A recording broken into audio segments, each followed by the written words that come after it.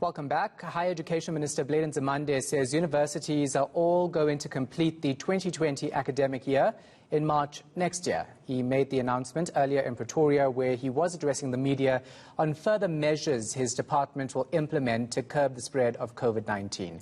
Barry Bateman was at that briefing. He joins us now live. So Barry, the minister making an announcement. Tell us more.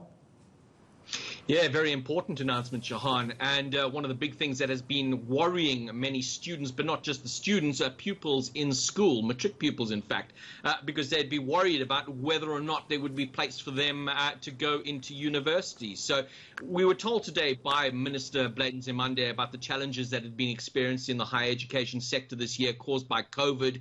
And he announced, thankfully, that earlier this month he had done an assessment and everything looks on track that the academic year will be completed in time. But just to get the details on how this slots in together with what was being done in higher education, take a listen to this. I want to assure South Africans that all our universities are fully committed to complete the 2020 academic year by mid-March 2021. 25 universities are set to start the 2021 academic year at the end of March 2021, and yet one university will start in April next year. This aligns well with the release of the Basic Education National Senior Certificate results, which are expected to be released on the 23rd of February 2021. Of course, this has raised concerns about fees for students who live in residences. What has the minister said in this regard?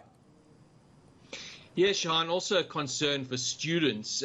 Everything that is being done this year has a knock-on effect, and you can imagine with an additional 3 months being added to the academic year, the question arises, well, where are we going to be staying? What is going to be done? So there is that concern for those students who live both in reses on university campuses, but there's also a lot of private residence that the students use. I mean, these are the things that have been raised as concerns. So where will we stay?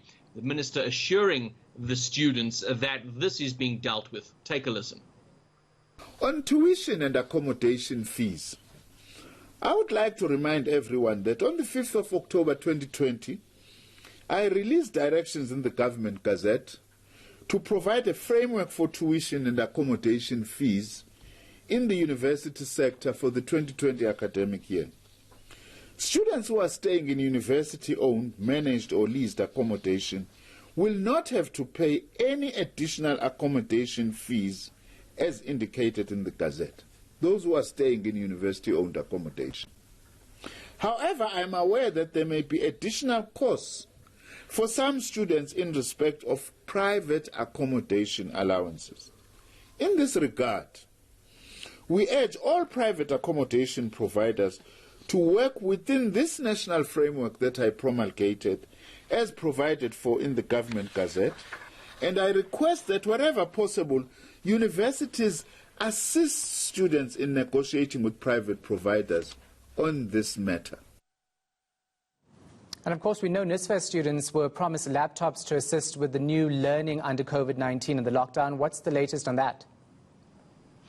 Yeah, it was a big promise, much excitement, I suppose, from the students. There was the introduction of the distance learning, online learning, but the students from disadvantaged backgrounds came forward and said it might be a great idea that you're going to provide this learning through a different mechanism, but we simply don't have the means or the finances to be able to partake in this kind of learning. Well, there was a commitment eventually made that laptops would be provided to deserving students. The bidding and the tender processing started.